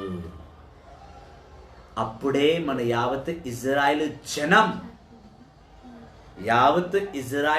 జనం బాబిలోన్ రాజు అయిన నబుకద్నెజరుకి బందీలుగా వెళ్ళిపోయారు. దైవ జనమా, పాపం చేయడం వల్లనే రాజుగా ఉండాల్సిన వాడు దేవుని ప్రకారం ఆ ఇజ్రాయెల్ జనాన్ని నడిపించాలి. కానీ అలా కాకుండా తన సొంత తెలివితేళ్ళు ఉపయోగించి ఆ రాజ్యాన్ని నడిపించాడు. అందుకే దేవునికి ఆగ్రహం వచ్చి నబుకద్నెజరు రాజుకి ఇజ్రాయెల్ ప్రజల్ని చిక్కించేశాడు. ఆనాడు ఇజ్రాయెల్ ప్రజలు ఎలా అయితే నబుకద్నెజరుకు బానిసలుగా మారిపోయారో, యావత్ ఇజ్రాయెల్ జనం పరవాసానంలోకి వెళ్ళిపోయారు, ఎగ్జైల్లోకి వెళ్ళిపోయారో, అప్పటి నుంచి ఇజ్రాయెల్ జనమును పరిపాలించినది బాబిలోన్ రాజవంశులే, నబుకద్నెజరు. కానీ అలా అక్కడి నుంచి రోమా చక్రవర్తి వరకు కూడా ఇజ్రాయెల్ ప్రజలు నడిపించారు. ఇజ్రాయెల్కు రాజే లేడు. ఇక్కడ బాగా గమనించాల్సిన విషయం ఏంటంటే, 1 సామువేలు 8వ అధ్యాయంలో ఇజ్రాయెల్ ప్రజలను పరిపాలించింది ప్రవక్త. కానీ ఈ ప్రజలే దేవుని రాజునిమ్మని అడిగారు. దేవుడు రాజు ఇచ్చాడు, కానీ చెప్పే ఇచ్చాడు. ఈ రాజులు కనుక వస్తే, రాజ్యాలను వస్తే మీరు ఇబ్బంది పడతారు, కావున వద్దు, ప్రవక్తను నడిపించని. దేవుడికి తెలుసు ఈ ప్రజలు తప్పు చేస్తారని. అందుకే ఆదికాండంలో 12వ అధ్యాయంలో అబ్రాహాంతో చెప్పాడు, అబ్రాహాం, నీ నుంచి ఒక జాతి పుడుతుంది, ఆ జాతి ఎవరిని దీవిస్తే వారు దీవెన, ఎవరిని శపిస్తే వారి శాపం. కానీ నా మాట విని నడవాలి. ఇదే జరిగింది. కానీ ప్రజలు మాకు రాజే కావాలి, ప్రవక్త వద్దని కోరి మరి రాజును వెతుక్కున్నారు. రాజులు పుట్టారు, 40 రాజుల్లో కొంచెమంది దేవుని ప్రకారం జీవించారు, కొంచెమంది దేవుని ధిక్కరించారు. దేవుని ధిక్కరించిన వాళ్ళందరూ కూడా కుక్క చావు చచ్చారు. దేవుని ద్వారా దీవింపబడిన రాజులందరూ చరిత్రలో మిగిలిపోయారు. ఈ జెకకాయను కూడా దేవునికి ద్రోహం చేసి దేవునికి వ్యతిరేకంగా వెళ్ళి పాపం చేశాడు. అప్పుడు దేవుడు ఆగ్రహముతో ఇజ్రాయేలు ప్రజలని ప్రవాసానికి పంపించేశాడు. ఆ ఇజ్రాయేల్ ప్రజలందరూ కూడా నబుకద్నెజర్ దగ్గర బందీలుగా ఉండిపోయారు. నబుకద్నెజర్ రాజు ఎలా చెప్తే అలా వినాలి, వేరే ఆప్షన్ లేదు. అక్కడ మొదలైంది ఇజ్రాయేల్ ప్రజలు మళ్ళీ బానిసత్వానికి వచ్చారు. ఇప్పుడు ఈ ఇజ్రాయేల్ ప్రజలకు రాజు లేడు. అనాథలుగా, బానిసలుగా బాబిలోన్ రాజు చేతి కింద, నబుకద్నెజర్ సంతానం కింద వీళ్ళు బానిసలుగా బతుకుతున్నారు. యేసు ప్రభు వచ్చేంత వరకు ఇజ్రాయేల్ ప్రజలు బందీగానే ఉండిపోయారు. వీళ్ళకి రాజే లేడు. మనం 2వ దినచర్యలో చదివినా మనకు ఇంకా స్పష్టంగా అర్థమవుద్ది. 2వ దినచర్యలో మనము 23, 24 అధ్యాయం చూసినా మనకు అర్థమవుతుంది. టైం అధికంగా లేకపోవడం వల్ల నేను చదివి వినిపించట్లేదు. సో మనం డైరెక్ట్గా మత్తయి సువార్త 1వ అధ్యాయానికి వెళ్ళిపోదాం. ఇప్పుడు యేసుక్రీస్తు రాజులకు రాజు ఎలా అయ్యాడో చూద్దాం. ఇప్పటి వరకు మనము రాజు ఎవరు, రాజ్యం ఎలా స్టార్ట్ అయింది, ఆ రాజ్యంలో రాజులు ఎవరెవరుగా ఉన్నారో మనం తెలుసుకున్నాం కదా. ఇప్పుడు మనం యేసుక్రీస్తు ఎలా రాజు అయ్యాడు, ఈ ఇజ్రాయెల్ ప్రజలు తన రాజును ఎలా పిలువబడతాడో మనం చూస్తాం. మత్తయి సువార్త 1వ అధ్యాయము. మత్తయి సువార్త 1వ అధ్యాయము 1వ వచనము. ఆ, ఇది అబ్రహాము కుమారుడగు దావీదు కుమారుడైన యేసుక్రీస్తు వంశవాళి. ప్రభు ఈసాకు అబ్రహాము ఈసాకు తండ్రి, ఈసాకు యాకోబుకు తండ్రి, యాకోబు యూదాకు అతని సోదరులకు తండ్రి, యూదా పెరేసు జెకారుకు తండ్రి, వారి తల్లి తామర. పెరేసు ఎసోమునకు తండ్రి, ఎసోమునకు ఆరాము జన్మించెను, ఆరామునకు అమినదాబు జన్మించెను, అమినదాబునకు నహసోను జన్మించెను, అతనికి సలోనాను జన్మించెను.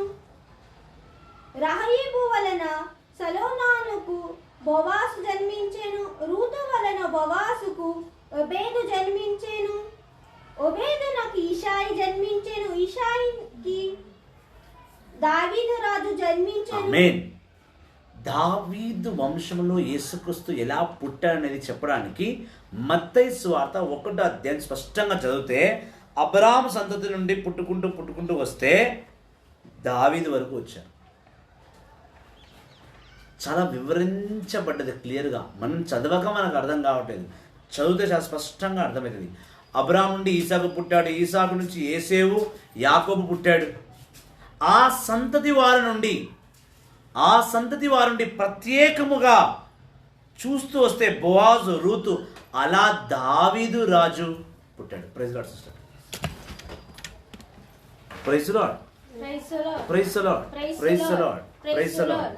సో అటు విధముగా దావీదు పుట్టాడు. 14 జనరేషన్ తర్వాత దావీదు పుట్టాడు. దావీదు నుండి యేసయ్య పుట్టడానికి 14 సంవత్సరాలు పట్టింది. ఒక్కసారి 12 నుండి 16 చదవమా. మత్తయి సువార్త 1వ అధ్యాయము 12 నుండి 16. మత్తయి సువార్త 1వ అధ్యాయం 12వ వచనము. బేబులోనికి కొనిపోయబడ్డ ఇజ్రాయేలు ప్రజలు బేబులోనికి కొనిపోయబడ్డ యెకోనియాకు యెషానియేలు అతనికి సెరెబుయేలు జన్మించిరి. ఇలా వంశం వారుగా పుడుతూ యాకోబుకు యోసేపు పుట్టెను, యోసేపు మరియమాతలకు యేసుక్రీస్తు పుట్టెను. దావీదు వంశములోనే యేసుక్రీస్తు పుట్టాడు. దావీదు రాజు అయినప్పుడు యేసుక్రీస్తు కూడా ఆ రాజ్యవంశములోనే పుట్టాడు. కాబట్టి యేసుక్రీస్తు రాజుగా ఉండాలి. దావీదు వంశంలో యేసుక్రీస్తు పుట్టాడు. దావీదు వంశంలో ఉన్న ప్రతి ఒక్కరు రాజులే. ఇప్పుడు దావీదు వంశంలో యాకోబు ఎందుకు రాజు కాలేకపోయాడు, యాకోబు అయిన యోసేపు ఎందుకు రాజు కాలేకపోయాడు అంటే ప్రజలు ఇజ్రాయేలు ప్రజలు అప్పుడు బానిసల్లో ఉన్నారు. బానిసల్లో ఉన్నప్పుడు వాళ్ళని నబుకద్నెజరే పరిపాలిస్తున్నాడు. కానీ దావీదు వంశంలో సరైన రాజుగా రాజు లక్షణంలో ఉండేవాడు ఎవడు పుట్టలేదు. Can you please maintain some silence? It is my humble request. కొంచెం మెల్లిగా మాట్లాడండి. దైవ జనమ, యాకోబు కూడా రాజుగానే ఉండాలి. దావీదు రాజు అయినప్పుడు, దావీదు ఉన్న ప్రతి సంతతి వారు రాజు అయినప్పుడు, యోసేపు యేసుక్రీస్తుని తండ్రిని యోసేపు కూడా రాజుగానే ఉండాలి. మరి యోసేపు కార్పెంటర్గా ఎలా మారిపోయాడు? తను ఎందుకు ఒడ్రంగి వాడిగా మిగిలిపోయాడు? ఎందుకనంటే ఇజ్రాయేల్ ప్రజలు రాజు ద్వారా పరిపాలించడం ముగించిపోయి ప్రవాసానికి తొలగిపోయబడ్డ తర్వాత ఆ ప్రవాసంలో ఉన్నవారు కొద్ది మందిగా కొద్ది మంది బయటికి వచ్చి పేద జనముగా ఉన్నారు. ఇజ్రాయేల్ ప్రజలు పాపం చేయడం వలనే రాజ్యభోగాన్ని కోల్పోయి బబులోను రాజైన నబుకద్నెజర్ దగ్గర ఆ వంశము కింద బానిసలుగా మారిపోయారు. అందుకే యేసుక్రీస్తు రాజభోగముతో పుట్టలేదు. అందుకే యేసుక్రీస్తు పశువుల పాకలో పుట్టాడు. దావీదు వంశం దేవుడిచ్చిన రాజ్యభోగాన్ని అనుభవించలేక దేవుడికి వ్యతిరేకంగా వెళ్ళడం కారణం చేతనే ఈ ఇజ్రాయేల్ ప్రజలు బానిసలుగా ఉన్నారు. ఈ బానిసలుగా ఉన్న ఇజ్రాయేల్ ప్రజల్ని కాపాడటానికే యేసుక్రీస్తు పేదవారి మధ్యలో పశువుల పాకలో రాజుగా జన్మించాడు. అందుకే రాజులకు రాజు, ప్రభువులకు ప్రభు. రాజ్యభోగం అంటే వస్త్రాలు ఉండి సింహాసనం మీద కూర్చునేవాడు రాజు కాదండి. ప్రజల దగ్గరికి వెళ్ళి ఆ ప్రజల మంచి చెడులు కోరుకొని తన తండ్రి రాజ్యాన్ని స్థాపించువాడే రాజు. యెహోవా తండ్రికి కావలసిన రాజ్యము ఇది కాదు. యెహోవా తండ్రికి కావలసిన రాజ్యం ఇది కానే కాదు. యెహోవా తండ్రి రాజ్యంలో సమాధానం ఉండాలి, ప్రేమ ఉండాలి, మంచితనం ఉండాలి, మహిమ ఉండాలి, కృప ఉండాలి. అందుకే యెషయా గ్రంథం 11వ అధ్యాయంలో చూసిన సమాధానాల రాజ్యం ఎలా ఉండాలి అందులో రాయబడి ఉంది. యెషయా చాప్టర్ 11, ఐజాయా 11లో దేవుడు స్పష్టంగా రాశాడు తన రాజ్యంలో ఏమేమి ఉండాలి, తన రాజ్యంలో ఎవరెవరు ఉండాలి. ఆ రాజ్యాన్ని స్థాపించడానికే యేసుక్రీస్తు లోకంలో రాజులకు రాజుగా వచ్చాడు. అప్పటి వరకు ప్రవాసానికి వెళ్ళిన ఇజ్రాయేల్ ప్రజలకి రక్షించడానికే యేసుక్రీస్తు రక్షకుడుగా వచ్చాడు. అందుకే యేసుక్రీస్తే స్వయముగా ఆయన నోటి నుంచి ఆయన మాట అంటున్నాడు. మత్తయి సువార్త 24వ అధ్యాయం చదివినా మనకు తెలుస్తుంది. మత్తయి సువార్త 24వ అధ్యాయం చదవమ్మా. మత్తయి సువార్త 1వ అధ్యాయం 24వ అధ్యాయం తల్లి. మత్తయి సువార్త 24వ అధ్యాయం 29 నుండి 31 వచనం. ఏమైందమ్మా? డిస్టర్బ్గా ఉన్నారు ఇవాళ. సరిగా చదవండి. మత్తయి 24, 29 నుండి 31. మత్తయి సువార్త 24వ అధ్యాయము 29వ వచనము. ఆ రోజులు మహా విపత్తములు గడిచిన వెంటనే సూర్యుడు అఖండం అగును, చంద్రుడు కాంతి పీనుగగును, అనంతక్షము నుండి ఆకాశంలో ఉన్న నక్షత్రములు రాలును, కిందికి రాలి పడును, అక్రత నక్షత్రములకు కప్పించును. అప్పుడు ఆకాశమునందలి మనిషి కుమారుని చిహ్నము పొగడగట్టున భూమి అందలి సర్వజాతులు వారు పిలువబడుతురు. మనిషి కుమారుడు శక్తితోను మహిమతోను అర్తించనమును మేఘురుడైన వచ్చుటకు వారు చూతురు. ఆయన తన దూతను పెద్ద బూరనాదముతో పంపును. వారు ఆయన ఎన్నుకొనిన వారి నలు దేశముల నుండి పొగుడుదురు. అంజూరపు చెట్టు నలుదేశం వరకు పొగడరు. అంతవరకే యేసుక్రీస్తు స్వయంగా అన్నాడు, దైవ కుమారుడు రెండో రాక సమయంలో ఆయన వచ్చేటప్పుడు ఆకాశములో చీకటి అలుముకుంటుంది, చంద్రుడు పని చేయడు, చీకట్లో ఉంటాడు, ఆకాశం నక్షత్రంలో తారలు తెగి కింద పడతాయి. అప్పుడు మేఘారుడై యేసుక్రీస్తు రెండవ రాక సమయంలో ఆయన వస్తూ ఉంటాడు. ఆయన వచ్చే సమయానికి దేశంలో ప్రపంచంలో నలుమూలల నుండి ప్రజలు ఆయన కీర్తింతురు. యేసుక్రీస్తే స్వయముగా తన రెండవ రాకడ గురించి ప్రకటించుకుంటున్నాడు. అయితే మరొకసారి మనము లూకా సువార్త 1వ అధ్యాయము 31, 33 వచనంలో చూసినా ఇలా మనకు అర్థమవుతుంది. లూకా సువార్త 1వ అధ్యాయం 31 నుండి 33 వచనం వరకు. లూకా సువార్త 1వ అధ్యాయము 31వ వచనము. ఇదిగో నీవు గర్భము ధరించి కుమారుని కనెదెవు, ఆ శిశువునకు యేసు అనే పేరు పెట్టుము. ఆయన మహా నిష్ఠుడై మహోన్నతుని కుమారుడని పిలువబడుదురు. ప్రభువుకు దేవుడు తండ్రి అయిన దావీదు సింహాసనమును ఆయనకు ఇచ్చెను. ఆయన సర్వదా యాకోబు వంశస్థులను పరిపాలించును. ఆయన మహారాజ్యమును అంతమే ఉండదు. ఆమేన్. ఎప్పుడైతే గబ్రియేలు దూత మరియమాతకు దర్శనం ఇవ్వడానికి వచ్చిందో, మరియమాతను ఎంపుకున్న తర్వాత ఒక ప్రధానమైన సంగతిని, ఒక ప్రధానమైన రహస్యాన్ని ఆ గబ్రియేలు దూత మరియమాతకు చెప్పింది. ఇది చాలా మంది బోధించట్లేదు, ఇది చాలా మంది సత్యాన్ని చెప్పట్లేదు. ఆ గబ్రియేలు దూత మరియమాత ఇక్కడ చెప్పింది, నీకు ఏకైక కుమారుడు జన్మిస్తాడు, అతని పేరు యేసు అని పిలుస్తావు. తను దావీదు వంశములో చిట్ట చివరిగా వదిలివేసిన సింహాసనానికి యేసుక్రీస్తు అధిపతిగా మారుతాడు. యేసుక్రీస్తు అధిపతిగా మారడమే కాకుండా యాకోబు సంతతికి ఎనలేని రాజుగా ఉంటాడు. ఆయన రాజ్యానికి అంతే లేదు. గబ్రియేలు దూత 2 పాయింట్స్ చాలా ఖచ్చితంగా మరియమాతకు చెప్పారు. మొదటిది, దావీదు వంశానికి, దావీదు రాజ్యానికి యేసుక్రీస్తు రాజుగా ఉంటాడు. నంబర్ 1. నంబర్ 2, యాకోబుకి దేవుడు ఎలా అయితే ఆదికాండంలో 28వ అధ్యాయంలో యాకోబుకి దేవుడు దర్శనం ఇచ్చి నీ సంతతి నుండి రాజులు పుడతారని దేవుడు ఏ ప్రమాణికం చేసుకున్నాడో ఆ ప్రమాణాన్ని యేసుక్రీస్తు ద్వారా పూర్తి చేయబోతున్నాడు. దైవ జనమ, క్రీస్తుని సంగమా, కథోలిక సంగతులారా, ఇప్పుడే దేవుళ్ళో విశ్వాసంగా బయటికి వస్తున్న బిడ్డలారా, చాలామంది నూతన నిబంధన చదివి మాకు బైబిల్ వచ్చేసిందంటారు. అది సరికాదు.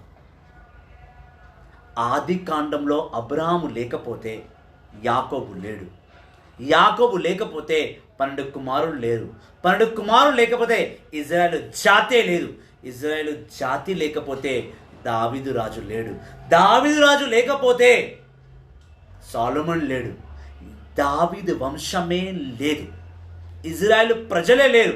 అంటే మత్తయి సువార్త నుంచి చదివి నూతన నిబంధన అర్థమైపోయింది, నేనే ప్రవక్త అని ప్రకటించుకున్న వాడల్లా ప్రవక్త కాడు. పూర్తిగా జెనసిస్ నుండి, ఆది కాండం నుండి ప్రకటన గ్రంథం వరకు పూర్తిగా చదివిన వాడే వాక్యాన్ని బోధించడానికి అర్హుడు.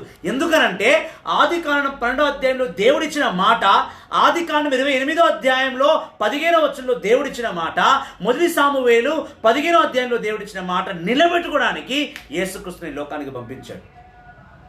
అదే గబ్రియేలు దూత అక్కడ చెప్తుంది, ఒకవేళ పాత నిబంధనలో దేవుడు మాట ఇవ్వకపోయినుంటే యేసుక్రీస్తు వచ్చేవాడే కాదు.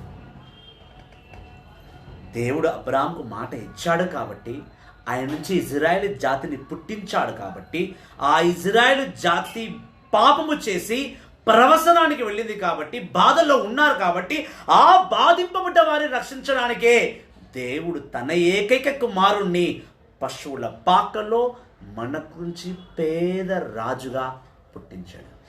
ఇటు విధముగా యేసుక్రీస్తు రాజులకు రాజు, ప్రభులకు ప్రభు. దేవుని ప్రామాణికమైన కానా స్థలంలో ఇజ్రాయేలు ప్రజలు దేవుని రాజ్యంలో నడవడానికే ఆయన యేసుక్రీస్తుని పేద రాజుడిగా, ఉన్నతమైన స్థానంలో ఉండాల్సి వచ్చినా కూడా ఆ స్థానం ఇవ్వకుండా సర్వసాధారణమైన ప్రజల్లోకి నడిపించగలిగాడు. అదే యేసుక్రీస్తుని దేవుడు ఒక పెద్ద రాజు కుటుంబంలో పుట్టించి ఉంటే ఆ యేసుక్రీస్తుని కలవడానికి చాలామంది వెళ్ళాలి. ఇప్పుడే మనం చీఫ్ మినిస్టరు, మన ఏరియా ఎమ్మెల్యే, కార్పొరేటర్ని కలవడానికి ఏం చేస్తాం? మార్నింగ్ 8 గంటలకి వెళ్ళిపోతాం. కార్పొరేటర్ ఇంటి ముందు ఇలా నిలబడాల. ఓటు వేయడానికి వచ్చినప్పుడు వాడు మన ఇంటి ముందు నిలబడతాడు. ఓటు వేసినాక 5 సంవత్సరాలు మనం పోయి వాని ఇంటి ముందు నిలబడాలి. సారు నాకు పని చేసి పెట్టవా సారు, ఇన్కమ్ సర్టిఫికేట్ కావాలి, బర్త్ సర్టిఫికేట్ కావాలి అని అడుగుతుంటాం కదా. ఓటు వేసినప్పుడు వాడు బిచ్చవాడు, మనం రాజులం. ఓటు వేసినాక మనం బిచ్చపోలము, వాడు రాజు. యేసుక్రీస్తుని ఒకవేళ దేవుడు అదే రాజుగా పుట్టించుంటే యేసుక్రీస్తు ప్రజల్లో వెళ్ళేవాడు కాదు, గుడ్డి వారికి చూపించేవాడు కాదు, 30 సంవత్సరాలు పడకలో పడిన వాడిని లేపేవాడు కాదు, యోహాను సువార్త 4వ అధ్యాయం ప్రకారం సమరయ పట్టణాన్ని మార్చేవాడు కాదు, నేనే ద్రాక్షావళిని యోహాను 15 ప్రకారం చెప్పేవాడే కాదు. యేసుక్రీస్తు పేదవాడుగా పుట్టాడు కాబట్టే, పశువుల పాకలో ప్రజలకు అందుబాటులో ఉండే రాజుగా పుట్టాడు కాబట్టే అన్ని రాజుల కన్నా ఆయన పై రాజు. ఎందుకంటే ఏ రాజు స్వస్థత ఇవ్వలేడు, ఏ రాజు చూపును తిరిగి ఇవ్వలేడు, ఏ రాజు పడకలో పడి ఉన్నవాడిని లేపలేడు, ఏ రాజు కూడా ప్రజల్ని అర్థం చేసుకోలేడు. యేసుక్రీస్తు అర్థం చేసుకున్నంత. అందుకే ఆయన రాజులకు రాజు, ప్రభువులకు ప్రభు. ఒక రాజు మంచి పంటనివ్వచ్చు, ఒక రాజు బంగారం ఇవ్వచ్చు, ఒక రాజు తన రాజ్యానికి అన్ని విధాలుగా ఇవ్వచ్చు, కానీ ఆరోగ్యాన్ని ఇవ్వలేడు, దీవెన ఇవ్వలేడు. అందుకే యేసయ్యని దేవాది దేవుని యెహోవా ఈ లోకానికి పంపించి అతని ద్వారా ఒక ఉన్నతమైన రాజ్యాన్ని స్థాపించాడు. అందుకే యేసుక్రీస్తు మత్తయి సువార్త 6వ అధ్యాయంలో మనకు ప్రార్థన నేర్పించాడు కదా. పరలోకమందున్న మా యొక్క తండ్రి, నీ నామం పూజింపబడునుగాక, నీ రాజ్యము వచ్చునుగాక. తన తండ్రి రాజ్యము ఈ భూలోకంలో రావాలని యేసుక్రీస్తు ఆ రాజ్యంలో తన బిడ్డను నడిపించాలని రాజుగా పుట్టాడు, రాజులకు రాజుగా పుట్టాడు. కాబట్టి దైవజనమ, జస్ట్ యేసుక్రీస్తు రాజు is a king of kings అంటే సరిపోదు. ఆయన ఎటు విధంగా కింగ్ అయ్యాడు, ఏ వంశంలో జన్మించాడు, ఏ గోత్రంలో జన్మించాడు, ఇదని తెలుసుకోవాలి. ప్రకటన గ్రంథము 5వ అధ్యాయంలో మనం చూస్తున్నాం, యూదా సింహపు గోత్రము యేసయ్య అంటాం. ప్రకటన గ్రంథము 5వ అధ్యాయం 5వ వచనం, Revelation chapter 5 verse 5 says, mention that word of God there.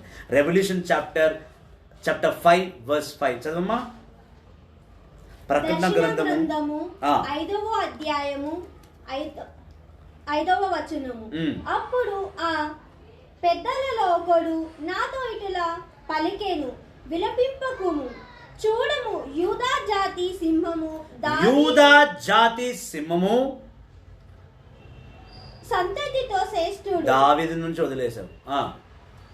యూదా జాతి సింహము దావీదు సంతతిలో శ్రేష్ఠుడు, గెలుపు పొందిన వాడు అతడే. ఆమేన్. 7 ముద్రలు. దావీదు వంశములో శ్రేష్టమైన రాజు అన్న ఉన్నాడంటే అది యేసయ్యే. అందుకే మనం ప్రతి కథోలిక వాడి బిడ్డ ప్రార్థనలు మనం వింటాం, Jesus the lion of JUDA. యూదా సింహపు గోత్రము, యూదా జాతిలో దావీదు వంశములో రాజుగా పుట్టాడు యేసుక్రీస్తు. ఆయనే మనకు సత్యమైన రాజు. ఆయన రాజ్యభోగంలో లేనంత మాత్రాన తను రాజు కాలేకపోయాడు, ప్రజల మనసులో ఉండిపోయాడు. తన ఇజ్రాయేలు ప్రజల గురించి ప్రాణాలు ఇచ్చిన ఏకైక రాజు యేసుక్రీస్తు. అందుకే యేసుక్రీస్తు చనిపోయినప్పుడు తన శిలువ మీద రాయబడి ఉన్నది INRI, the king of juice. యోహాను సువార్త 19వ అధ్యాయంలో చూసిన INRIకి ఫుల్ ఫామ్ రాయబడింది. ఈయన యూదా సింహపు గోత్రమట, ఈయన ఇజ్రాయెల్ ప్రజల్ని కాపాడడానికి వచ్చాడంట. అందుకే ఇతను మతద్రోహి అని సిలువ వేయడం జరుగుతుంది. కథోలిక బిడ్డలకు 2 గొప్ప పండుగలు ఉన్నాయి. ఒకటి క్రిస్మస్, రెండవది ఈస్టర్. గుడ్ ఫ్రైడే కాదు. మనం ఎవరిని కూడా గుడ్ ఫ్రైడే రోజు వెళ్ళి హ్యాపీ గుడ్ ఫ్రైడే అని చెప్పము. గుడ్ ఫ్రైడే దుఃఖ దినం, ఈస్టర్ని సెలబ్రేట్ చేస్తాం. విచిత్రమైన ఈ 2 పండుగల్లో విచిత్రమైన విషయం ఏంటంటే, క్రిస్మస్ రోజు యేసుక్రీస్తు పుట్టుకను కొనియాడతాం, బర్త్డే కొనియాడతాం. మరొక విచిత్రమైన విషయం ఏంటంటే, ఈస్టర్ని కూడా క్రీస్తుని పుట్టినరోజుగానే కొనియాడతాం. ఎందుకంటే ఈ లోకానికి రాజుగా వచ్చి బానిసగా చనిపోయి మూడవ రోజు మరణాన్ని జయించి పునరుత్థానుడై నిలబడ్డాడు. మరణము నుంచి చనిపోయి మళ్ళీ పుట్టాడు కాబట్టి ఈస్టర్ సెలబ్రేట్ చేసుకుంటాం. అంటే క్రైస్తవుడు కథోలికుడు పుట్టుకనే కొనియాడుతున్నాడు తప్ప మరణాన్ని కాదు. క్రైస్తవుడు అంటే అంత పవర్ఫుల్. మనం పుట్టిన దాన్ని, నూతన విషయాన్నే సెలబ్రేట్ చేసుకుంటాం తప్ప చావుని కాదు. మనము మనిషిగా చచ్చిపోతున్నామే కానీ ఆత్మగా పరలోకానికి చేరుతున్నాం. అందుకే రోమాపత్రిక 14:12 అంటుంది, నీవు పరలోకానికి వెళ్ళిన తర్వాత నీ లెక్క నువ్వు ప్రభువుకు చెప్పాలి. ఈ లోకంలో ఎన్ని ఆత్మలు నువ్వు కాపాడావు. 2 తిమోతికి రాసిన లేఖ 4 దేవుడు అంటున్నాడు, ఆత్మలను కాపాడడానికి నిన్ను అభిషేకించానే తప్ప వితండవాదనం చేయటకు కాదు. యేసుక్రీస్తు ఎవరితో వితండవాదనం చేయలేదు. ఆయనకు ఆగ్రహమే రాలేదు 2 సార్లు తప్ప. ఒకటి, ఫిగ్ ట్రీని చూసినప్పుడు, అంజురపు చెట్టును చూసినప్పుడు ఆయనకు ఆగ్రహం వచ్చింది. రెండవది, తన తండ్రి ఆలయము దగ్గర పావురాలను, జంతువులను అమ్ముతుంటే ఆయనకు ఆగ్రహం వచ్చింది. యేసుక్రీస్తుకు చాలా తక్కువ ఆగ్రహం వచ్చింది. 2 సార్లు ఆగ్రహితుడయ్యాడు ఆయన.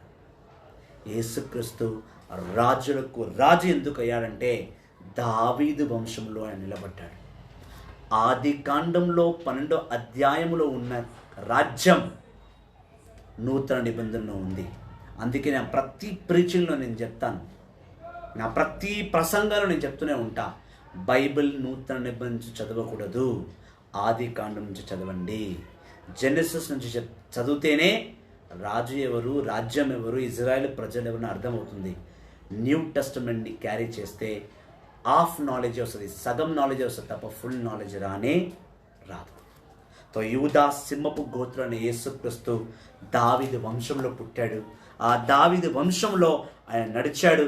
ఆ దావీదు వంశం ప్రకారమే మనం రాజులకు రాజైన యేసుక్రీస్తు. అంటే మనమందరం యేసుక్రీస్తులో మనం అందరం క్రైస్తవులను పిలువబడుతున్నామంటే మనం క్రైస్తవులందరం కూడా యూదా జాతికి చెందిన వారం. సింహాలం మనమంతా, పిల్లిలం కాము. మనలో ఉన్నది పిరికి ఆత్మ కాదు, దైవ ఆత్మ, శక్తిగల ఆత్మ, ప్రేమగల ఆత్మ, స్వస్థపరచు ఆత్మ, నిన్ను నన్ను సమృద్ధిగా నిలబడించు ఆత్మ మనలో ఉన్నప్పుడు మనం ఏ రాజకీయ లీడర్లకు, రౌడీలకు, మాంసము ముద్దలకు భయపడకుండా క్రీస్తుని రాజ్యములో క్రీస్తుని బిడ్డగా, క్రీస్తుని వారసులుగా ప్రకటింపబడాలి. We're not powerless people, we're powerful people. Every Catholic, every Christian is so powerful. We're not weak. అందుకే దేవుడు అన్నాడు, శరీరం వీక్గా ఉండొచ్చు కానీ నా ఆత్మ మాత్రం బలంగా ఉంది. నేను ఆత్మలో ఎదుగుతా తప్ప శరీరంలో కాదు. సో ఇటు విధంగా ఈ 2వ రోజు కన్వెన్షన్ని దేవుడు మన మధ్యలో నడిపించాడు. దేవునికి స్తోత్రం. సో ఇప్పుడు మీకు అర్థమై ఉండవచ్చు ఎలా రాజులకు రాజు యేసుక్రీస్తు. ఇజ్రాయేల్ ప్రజల్ని రక్షించడానికి వచ్చిన రక్షకుడు, ఇజ్రాయేల్ ప్రజల్ని కాపాడడానికి వచ్చిన రాజు. ఆయన పేదగా చూసాం, ఒకటే డ్రెస్సులో పెద్ద వైట్ అంగి, ఒక రెడ్ షాల్, గడ్డమే చేసుకోకుండా ఎంటుకలు పెద్దగా చేసుకొని, కొంచెంమంది అన్య సహోదరులు మనల్ని ఎక్కడిస్తారు, మీ దేవుడు ఏముందా, ఎప్పుడు చూసినా చినిగిపోయిన అంగేసుకొని ఒక రెడ్ బట్ట వేసుకొని శిలువ మీద కొడుతూ ఉంటే చచ్చిపోయింది నీ దేవుడు చాతగానుడు అంటారు. ఏ దేవుడు కూడా ప్రజలకి ప్రాణాలు ఇవ్వలేదు, యేసుక్రీస్తు తప్ప. వేరే దేవుళ్ళు యుద్ధానికి వెళ్ళారు, ఒకరినొకరు చంపుకున్నారు. చంపుకోవడం రాజలక్ష్యం కాదు. నా రాజ్యాన్ని గురించి ప్రభు ప్రాణాలు ఇచ్చిన వాడు సత్యమైన రాజు. అందుకే నా యేసయ్య ఉన్నతమైన రాజు. తను ఎవరి మీదకి యుద్ధాన్ని ప్రకటించలేదు, దేశాల్ని గెలవలేదు, హృదయాల్ని గెలిచాడు. అనారోగ్యాన్ని బహుమతిగా ఇవ్వలేదు, అనారోగ్యాన్ని స్వస్థపరిచాడు. నా యేసుకి, నీ విగ్రహానికి, ఆకాశానికి భూమండలకు ఉన్నంత వ్యత్యాసం ఉంది ప్రియ సహోదరుడా. యేసుక్రీస్తును ఎందుకు ఈజీగా ఒప్పుకుంటారు, ఎందుకు ఎవరైనా సరే క్రైస్తవత్వంలో చేరిపోతారంటే సత్యం దాగుంది కాబట్టి. నా యేసుక్రీస్తు రాజులకి రాజు, ఎవరికి అపకీర్తి, ఎవరికి అవమానం, ఎవరికి అన్యాయం చేయని రాజుగా మిగిలిపోయాడు కాబట్టి యేసుని ఎవరైనా అంగీకరిస్తారు. కాబట్టి దైవజనులారా, ముఖ్యంగా క్రైస్తవులారా, చాలామంది క్రిస్టియన్స్ ఫీల్ అవుతారు, మాకెవరు లేరు అని పోయి ఆ చెట్టు కింద, ఈ బండల కింద, ఆ సమాధుల దగ్గర వెళ్ళి ఏమేమో చేసుకుంటూ మన దేవుని అవమానపరుస్తున్నారు. హలో, మన దేవుడు వృద్ధమైన వాడు కాదు. శక్తిమంత దేవుడు, ఉన్నతమైన రాజు. నీవు ఏమి అడిగినా యోహాను 14:14 ప్రకారం నీకు ఇచ్చేవాడు. యోహాను 15:17 ప్రకారం ఆయన వాక్కులో నువ్వు జీవిస్తానికి సమస్తము సర్వము సమకూర్చువాడు. నువ్వు ఆ దేవుని వదిలేసి వెళ్ళి ఎక్కడో చెట్టు కింద ఏమో చేసుకొని, ఎక్కడో కొండల కింద పోయి ఏమేమో చేసుకొని నీ దేవుణ్ణి అవమానపరుస్తున్నావు. అలా చేయకు, మార్పు తీసుకురా. క్రిస్మస్ అంటే స్టార్ పెట్టి క్రిబ్ పెట్టి పలహారం వండుకు తింటే క్రిస్మస్ కాదు. వాక్కును తెలుసుకో, 4 సువార్తలు చదువు, ప్రభు యేసుక్రీస్తు ఉన్నతమైన శక్తిని నువ్వు పొందుకో. ప్రభు తన రక్తాన్ని కార్చింది నేను రక్షించడానికి తప్ప నువ్వు అక్కడిక్కడ పరిగెత్తడానికి కాదు. అందుకే కన్వెన్షన్ దేవుడు ఏర్పాటు చేసి మనల్ని బలపరుచున్నాడు. దేవుని వాక్కులో నడువు, దేవుని వాక్కులో ఎదుగు, సత్యాన్ని ఒప్పుకో. సత్యమైన క్రైస్తవ కుటుంబముగా క్రైస్తవుని వారసుడిగా జీవించు. రేపు తిరిగి 3వ రోజు యేసుక్రీస్తు వల్లనే రక్షణ ఎందుకు అనే అంశంతో మనం వస్తాం. రేపు సాయంకాలం 5 గంటలకి తిరిగి మిమ్మల్ని అందరినీ లైవ్లో కలుసుకుంటాను. లైవ్ని షేర్ చేయండి. 1.5 అవర్ లైవ్ అయింది కదా, ఏమి వింటాం ఈ 1.5 అవర్ ఈ సోది అనుకోకుండా కాస్త వినండి. వినుట వల్ల విశ్వాసం కలుగుతుంది. విశ్వాసం కలిగిన ఎడల నువ్వు ఎంత శక్తిమంతువాడువో నీకు అర్థమవుతుంది. కావున ప్లీజ్ లైవ్ని షేర్ చేయండి, లైవ్లో వాక్యాలను వినండి. మీ గురించి మా టీం మెంబర్స్ పూర్తి వర్డ్ ఆఫ్ గాడ్స్ని అప్డేట్ చేశారు. పుస్తకంలో రాసుకోండి, చదివి ప్రభునిలో నువ్వు ఎంత శక్తిమంతవాడవో తెలుసుకోండి. Thank you very much. God bless you. See you tomorrow at 5 o'clock. Praise the lord. God bless you all.